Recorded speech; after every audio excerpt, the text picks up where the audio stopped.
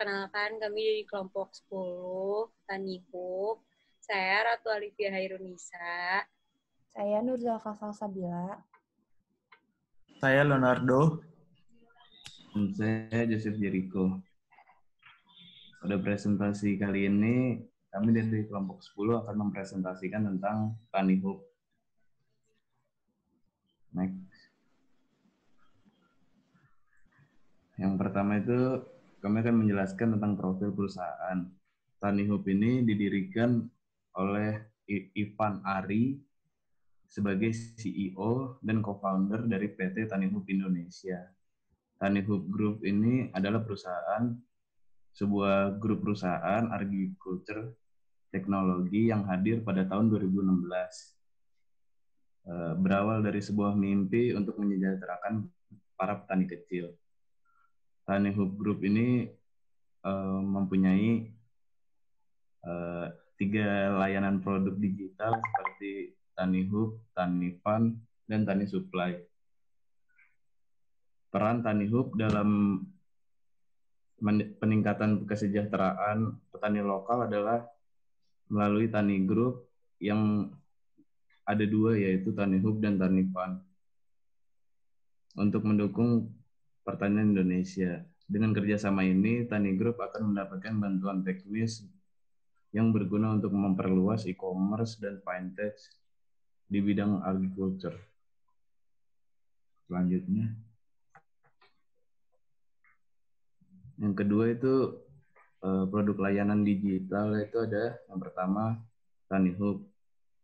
Tani Hub itu e-commerce berbasis aplikasi dan web. Tani Hub ini menyediakan hasil tani terbaik dan mempermudah petani menjual barang-barang hasil panen langsung ke konsumen, seperti business to business dan business to consumer. Yang kedua ada Tani Fund. Tani Fund itu adalah platform peer-to-peer lending dengan sistem pendanaan. Pendanaan yang dilakukan itu sebagai solusi pembiayaan operasional petani. Terus yang ketiga ada Tani Supply. Tani Supply itu infrastruktur rantai pasok yang membantu distribusi dan pasokan semua hasil panen petani langsung ke pelaku usaha dan rumah tangga. Platform ini itu menyebabkan proses distribusi dapat dilakukan secara komprehensif dan tepat sasaran, sehingga tidak ada hasil tani yang menumpuk dan rusak dan tidak bisa dijual. Dengan adanya ketiga unit bisnis ini, Tani Hub secara kuat membuktikan bahwa strategi omnichannel dapat membantu petani dalam mengembangkan usahanya. Para petani yang sebelumnya melakukan proses penanaman, panen, hingga penjualan secara manual, kini dapat bergerak dengan melakukan digital, terutama saat menjual hasil tani. Tani Hub ini bertujuan untuk mendukung petani dengan menyelesaikan 3 masalah terbesar melalui teknologi, akses ke pasar, akses ke modal, dan akses ke persediaan. Selanjutnya,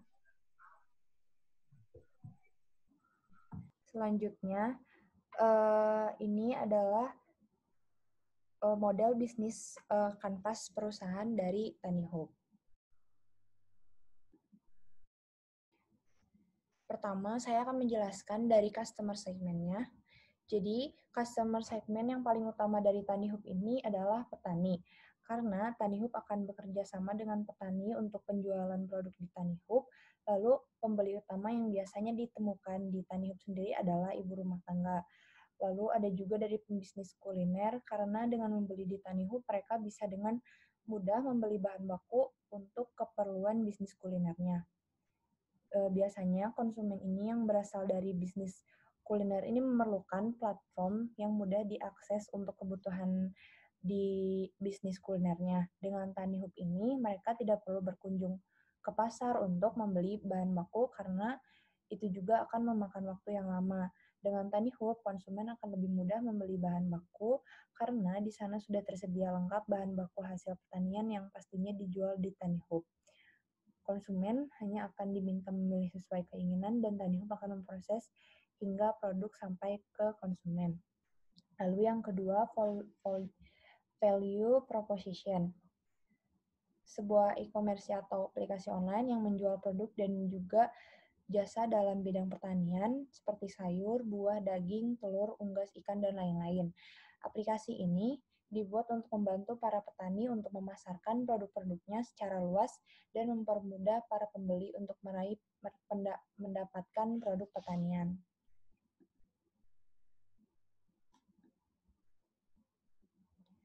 Lalu ada channel.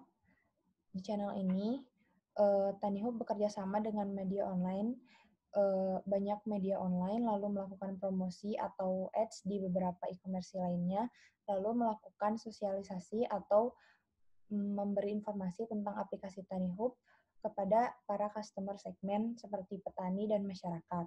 Lalu selanjutnya ada customer relationship. Di customer relationship ini, TaniHub memberikan kemudahan menjual produk petani ke seluruh Indonesia, sehingga memudahkan konsumen untuk membeli produk tersebut, memberikan dampak yang besar kepada pengguna aplikasi dan petani juga. Demikian, pengguna aplikasi dan petani dapat merasa puas dengan TaniHub. TaniHub juga memiliki customer service yang akan berinteraksi langsung dengan pelanggan di TaniHub. Di aplikasi tersebut akan difasilitasi fitur chat untuk pelanggan bertanya langsung kepada pihak TaniHub. TaniHub juga akan mengadakan diskon dan voucher promo untuk lebih bisa menarik pelanggannya. Selanjutnya ada revenue streams. Di dalam revenue streams ini ada biaya jasa, biaya iklan, biaya ads. Biaya jasa adalah dari setiap ada pembelian akan dibayarkan terlebih dahulu oleh pihak TaniHub kepada petani. Kemudian pihak pembeli diharuskan membayar tagihan ke TaniHub sesuai dengan persyaratan yang telah disepakati. Jadi transaksi jual beli bisa dilakukan tanpa tatap muka antar penjual dan pembeli. Selanjutnya ada biaya iklan. Di biaya iklan ini dagangan Anda, dagangan dari petani dan yang mau mulai menjual di TaniHub ini akan dapat muncul di beranda TaniHub. Biaya ads untuk para penjual dan yang menawarkan produknya di TaniHub bisa dapat mempermudah pembeli untuk menemui dan membeli yang penjualnya.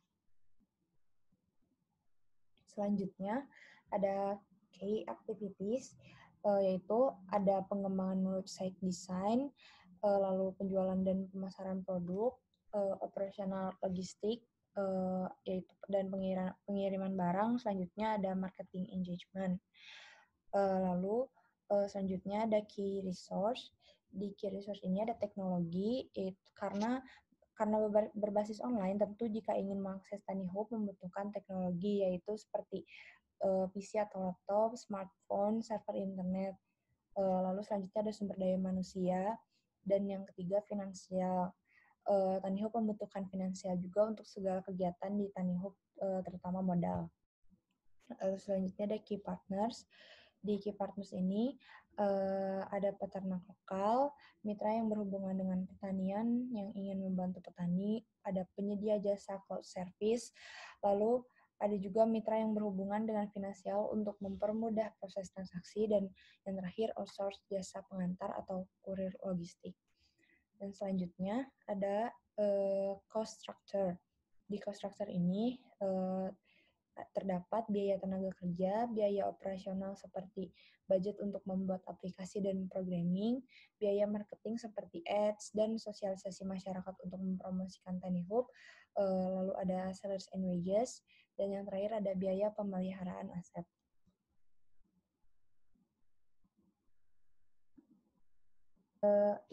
iGrow di TaniHub ini memiliki kompetitor utama dan kompetitor substitusi.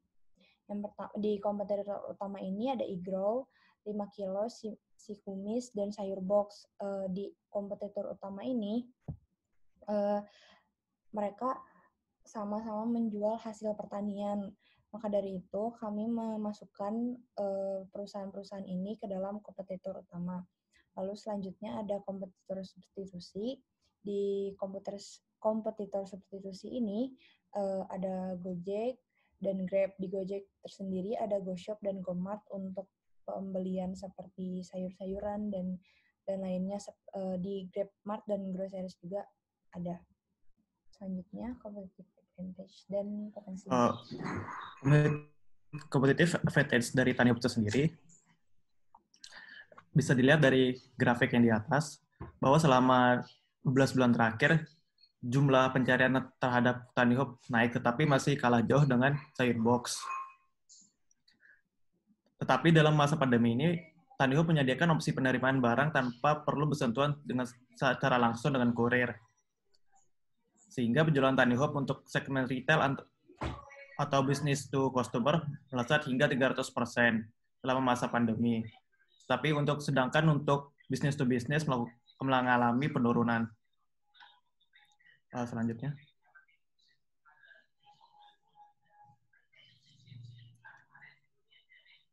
Potensi bisnis dari Tani Hub. Potensi revenue dari Tani Hub itu sendiri dapat dilihat dari kenaikan omzet dan pelanggan baru, sehingga banyak menarik investor. Demikian startup Tani Hub mendapatkan pendanaan baru sebesar 17 juta dolar. Profitabilitas Tani Hub, sesuai yang diketahui, prosedur segar dari Tani Hub saat masa pandemi menghasilkan profit paling tinggi. Karena dalam masa pandemi ini banyak yang melakukan pemasaran kebutuhan pokok secara online. Sedangkan untuk market saya sendiri, dalam masa pandemi, Tani Hub merupakan perusahaan termasuk salah satu industri yang beruntung. Sebetulnya ada rencana yang harus ditunda, yaitu ekspansi keluar Indonesia. Selanjutnya. Masalah perusahaan dari Tani Hub itu yang pertama ada attraction-nya yang nggak naik. Jadi pas awal tahun 2016, Tani Hub itu manggil satu orang ahli gitu, profesional logistik, yang sekarang juga jadi CEO sama co-foundernya Tani Hub. Terus yang kedua itu, masalah yang dialami oleh Tani Hub adalah sulitnya menjaring kerjasama dengan para petani. Jadi pada awal Tani Hub beroperasi, mereka itu susah buat dapat kepercayaan dari petaninya, dan susah juga dapat kepercayaan dari orang-orang lain, jadi susah buat nyari investor.